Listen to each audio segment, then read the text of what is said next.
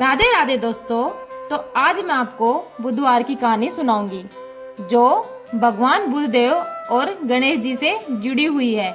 यह कहानी एक ऐसे व्यक्ति के बारे में है जिसने बुधवार के दिन अपनी पत्नी को ससुराल से विदा करके लेके आया था, जिसके कारण उसे कई कष्टों का सामना करना पड़ा। बाद में बुद्धदेव की कृपा से उसके जीवन में खुशहाली आ गई थी। यह कहानी इस प्रकार है। एक गांव में मधुसूदन नाम का एक धनी व्यक्ति रहता था, जो अपनी पत्नी को लेने ससुराल गया था। कुछ दिन रुकने के बाद उसने विदाई के लिए कहा, लेकिन उनके ससुराल वालों ने बुधवार का दिन होने के कारण मना कर दिया, क्योंकि इस दिन लड़की को विदाई शुभ नहीं मानी जाती थी।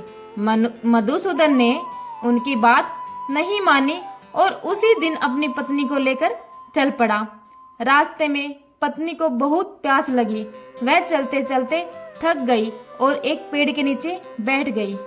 तो उसका पति बोला, तुम यहाँ पेड़ के नीचे आराम करो, मैं तुम्हारे लिए पानी लेके आता हूँ।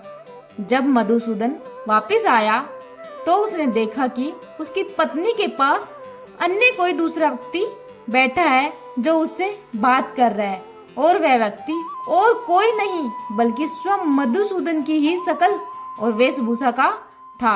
मधुसूदन यह देखकर हैरान हो गया। उसने अपनी पत्नी को बोला, यह व्यक्ति कौन है और तुम इससे बातें क्यों कर रही हो?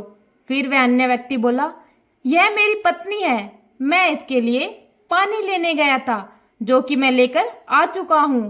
तुम बताओ, तुम कौन हो?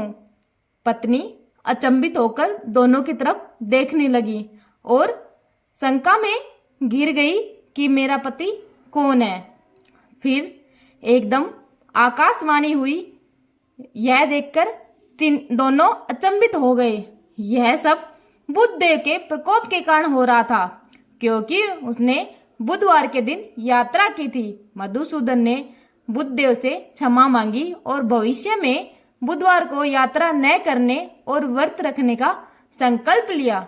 बुद्धदेव खुश हुए और वह अन्य दूसरा व्यक्ति अचानक गायब हो गया।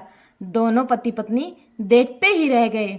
सिपाहियों ने दोनों पति पत्नियों को सम्मान पूर्वक विदा किया और वे घर लौट आए। इसके बाद वे नियम पूर्वक बुधवार की व्रत करने लगे और उनके जीवन में खुशहाली आ गई।